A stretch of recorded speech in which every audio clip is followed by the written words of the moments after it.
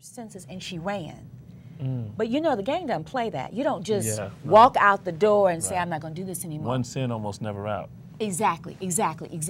So now that the gang members of the gang come to her house, they beat her mother up thinking that her mother is hiding her, but her mother really didn't know where she was.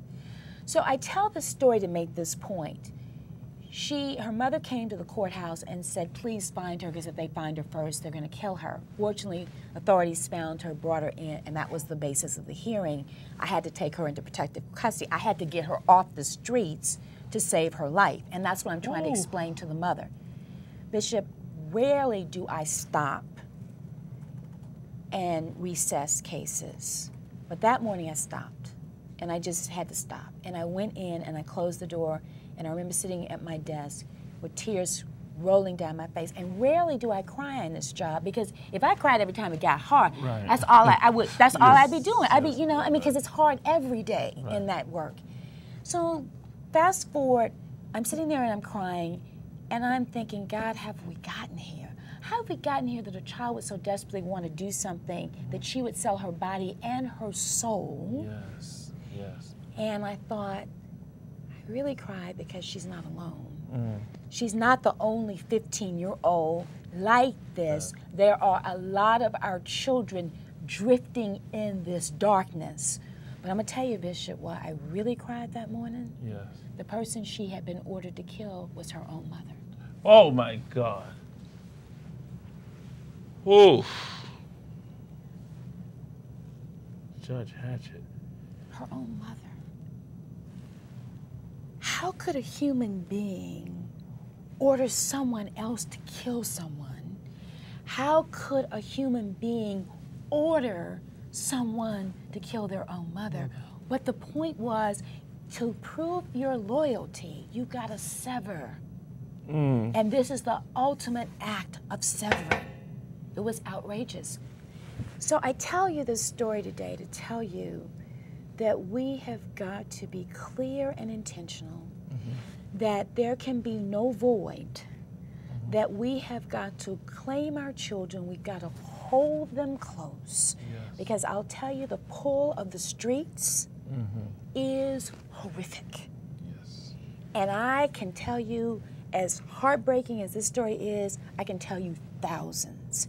And so my own pastor was approached by a gang recruiter, and he said, you know what, Reverend, you know how we're so successful? What? How? He said, we're so successful because the gang can love them better than you can. And I said, we got to make them a liar. Wow. We got to make him. My pastor, Dr. Gerald Durley, he told me that story when I first went on the bench. And I said, well, then, you know what, Pastor? We have got work to do. We have got, and that's why I'm so passionate about this work, Bishop, because I've seen some of the best and brightest children. I've seen children that look like your children and pastor's children, the children that grew up in your house. I see children that look like children that grew up in my household. I see children that, like children I grew up with, who, but for having that strong family influence, are in my court on horrible charges of drug dealing and assault and murder and rape and, I mean, you name it. And I'm saying that we've got to start a new movement. And so this is something. Because you say, I don't want you to come tell me no more stories. stories. Oh my God. You know what? Because sometimes we can live in such a glass bubble. We can live in a bubble. We can live in a world. We can be comfortable in our communities, in our environments, in our church, you know, doing, you know, with just our family, not understanding that we have a whole human family that we're responsible for us. Each one teach one, each one reach one. Lift as we climb. Yes. And so when you told me that instead of our children have to bail them out, what is the alternative? I'm so excited about this, and I do not take you for granted and your support for granted, and thank you for allowing me to tell this story today. I have been for years saying to parents, we have got to be in the business of posting our children's dreams, all right? So when you click on to parentpowernow.com, I'm inviting parents to join this campaign. And the campaign is that over the next few weeks, we're going to get 1 million parents, 1 million parents to do this. It's very easy. Okay, now hold on a minute. I want everyone to go right now. You're streaming with us live right now. Parent Power Now. And if your computer's not on, if you're watching this by way of television, I want you to go to Parent Power Now. And you're going to get 1 million parents to do what? Okay, so this is what you're going to do. I'm asking each parent, and you don't have to be a biological parent. You can be a surrogate parent. You can be an aunt. You can be a god. Because, you know, there are good people who aren't biological parents, but who care for the children in their influence. So you're going to say to each child, what is your dream for your life? What is your dream? What is your dream for your life? The sky is the limit. There are no boundaries to what you can do. I don't care if people told you were born poor, you were born black, you were born this, your dad is a drug addict. I don't care what people have told you. There is divine order in your existence so that you can dream bold, big dreams. So I want you to ask them, what is your dream for your life? And then I want you to go to parentpowernow.com, and it's free. Then print out the template, and you'll see a handprint, a vague handprint with a globe in the palm that represents our community of parents who are putting positive handprints on their children. Then when you get this piece of paper, whatever the child has said, I want you to write it in bold letters. They could say, I want to be a pastor.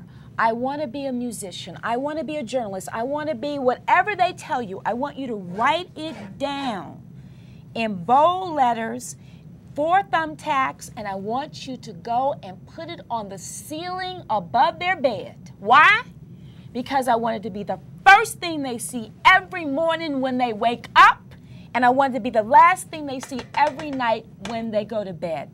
Because we as a community are going to be in the business of posting our children's dreams and not their bail. Woo! My God, my God. That's what we're doing. That's what we're doing.